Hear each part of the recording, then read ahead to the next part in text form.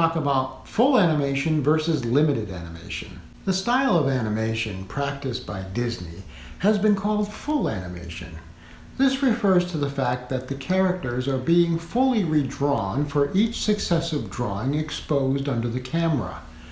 Dumbo saw the first major use of limited animation in a Disney feature and was the least expensive of the first 5 Disney features during the Golden Age. Although most of Disney's feature work was considered full animation, this is somewhat of a misnomer, as truly full animation might best be ascribed to Windsor McKay's work, as he redrew both the character and the background in each successive drawing. It wasn't until the advent of cell animation, where the characters were separated from the background by placing them on transparent celluloid sheets, that limited animation became possible. The technique of separating the character into parts on separate celluloid sheets so that only the portion of the character that is in motion is being redrawn, while the remainder of the character is drawn once, was a great time saver. The pressures of tight budgets and production schedules encouraged the use of limited animation for its economic benefits. But some studios took advantage of the technique to further advance the art of animation as well. UPA in particular comes to mind, as does Chuck Jones. His use of limited animation capitalized on the isolation of motion to great comic effect.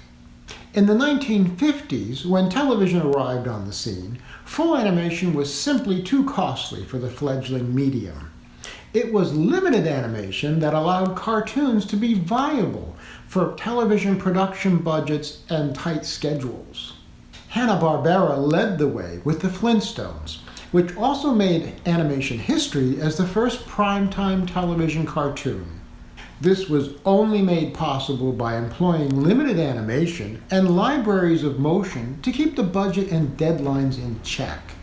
The success of the Flintstones inspired a series of productions utilizing the same paradigm, one which relied heavily upon writing and the soundtracks to carry the story. So much so that Chuck Jones referred to such productions as illustrated radio. Limited animation lends itself to a form of artistic expression that would be hard to duplicate with full animation. Its best practice relies on a design aesthetic that takes full advantage of the technique. Held portions of the character can be excessively complicated without having to be continuously redrawn. And with the advent of digital animation platforms, the issues posed by many cell layers, and there are numerous, are completely negated.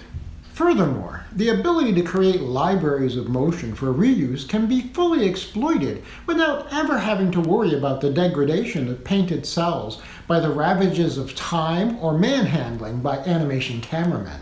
Limited animation, combined with the further advantages of image manipulation techniques afforded by digital production, has altered the landscape of animation production, and I say bravo to that.